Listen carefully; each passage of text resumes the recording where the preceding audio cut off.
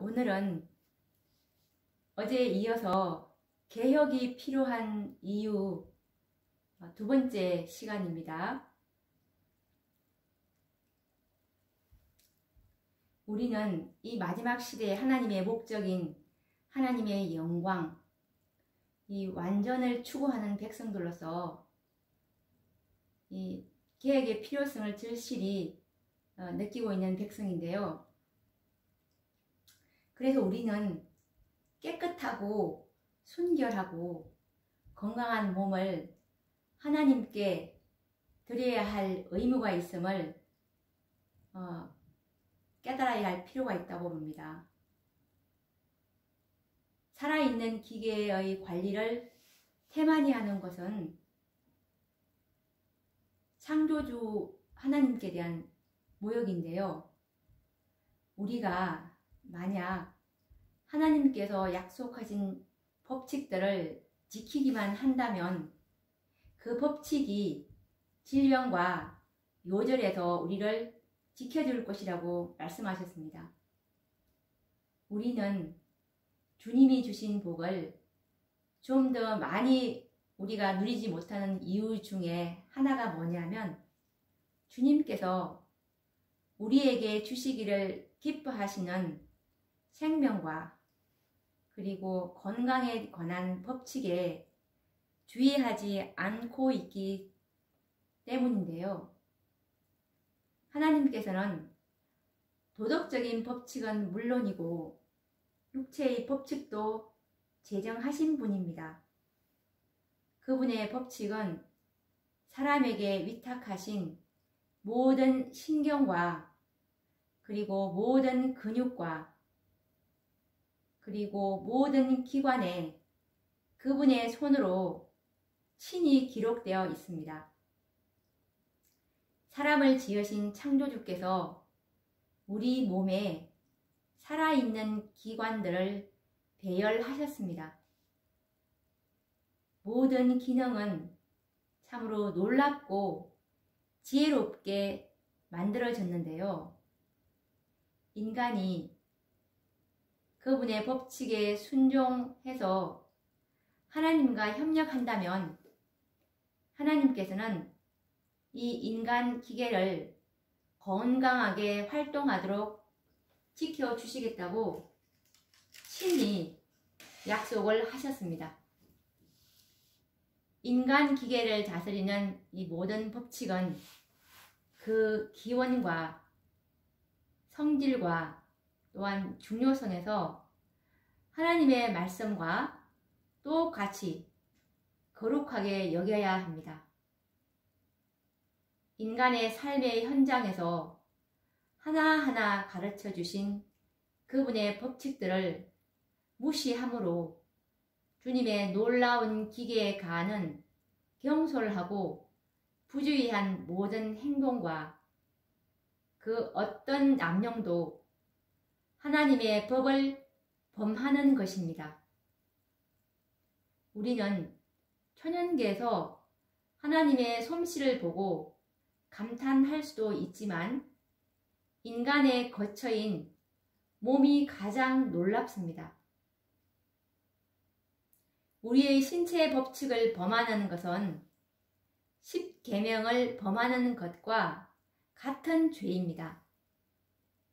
그 어느 하나라도 범하는 것은 하나님의 법칙을 범하는 것입니다. 자기 신체 기관에 들어있는 하나님의 법칙을 범하는 사람은 하나님께서 신의 산에서 말씀하신 율법을 범하기가 쉽습니다. 우리 구세주께서는 제자들에게 당신의 재림 직전의 세상 형편이 홍수 직전과 아주 흡사할 것이라고 경고하셨습니다. 지나치게 먹고 마시게 되며 세상은 향락에 몰두할 것이라고 말씀을 하셨는데요.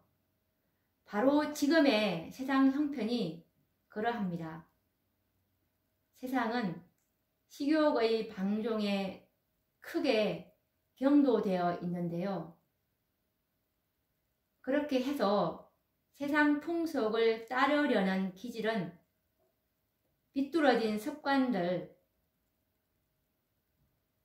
이것은 멸망당한 소돔의 거민과 우리들을 점점 더 같아지게 하는 습관들의 굴레로 우리를 이끌어 갈 것입니다.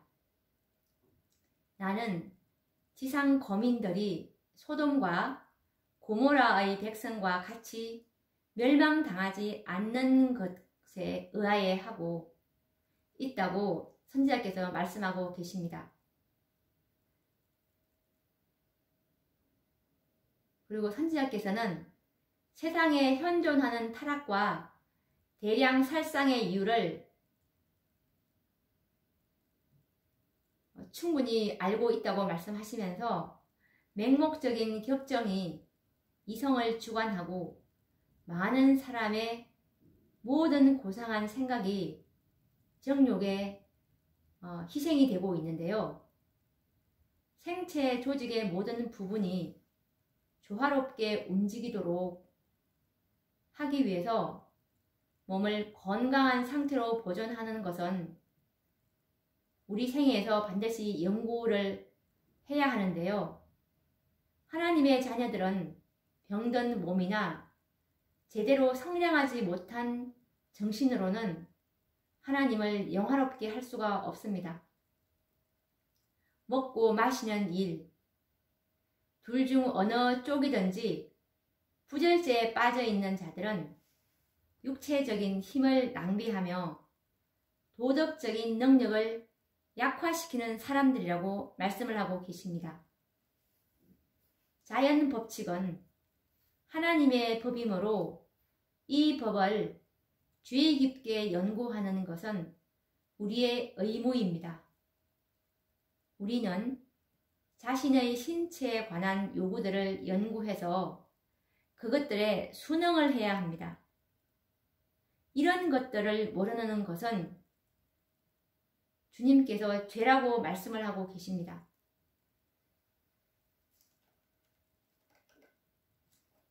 고린도전서 6장 15절, 19절, 20절에 보시면 너희 몸이 그리스도의 지체인 줄을 알지 못하느냐?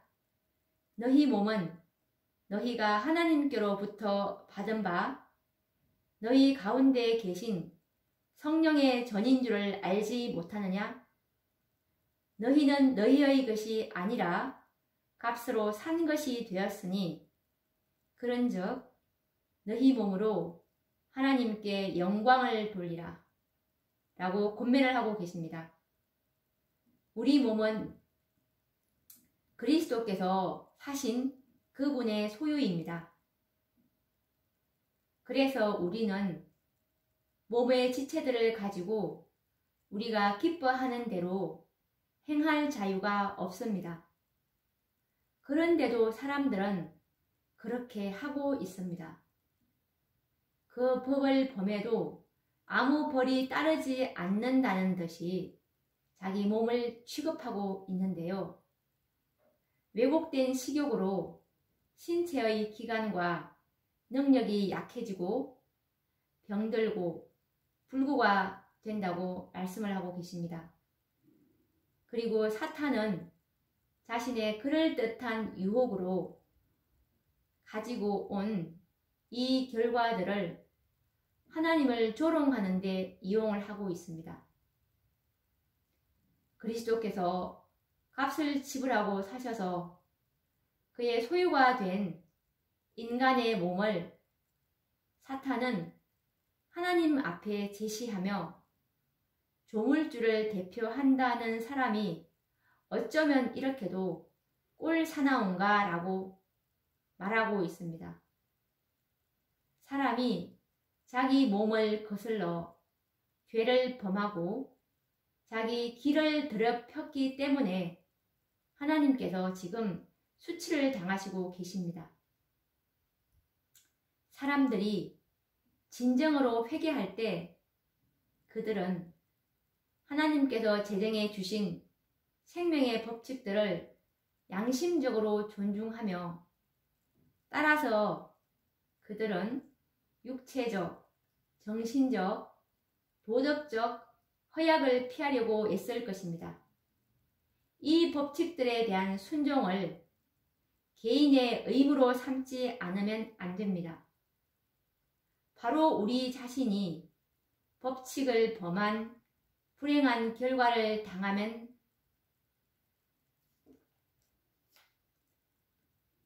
안 되는데요. 우리는 하나님께 우리의 습관과 행실에 대하여 대답하지 않으면 안 됩니다. 그러므로 우리를 향한 질문은 세상이 무엇이라고 말하겠느냐가 아니라 오히려 그리스도인이라고 주장하는 내가 하나님께서 주신 거처인 이 몸을 어떻게 취급할 것인가? 그리고 또 내가 내 몸을 성령께서 거하시는 전으로 보존함으로 나의 현세적, 영적 유익을 최고로 도모할 것인가? 아니면 세상적인 생각과 행섭에 내 자신을 희생할 것인가? 가가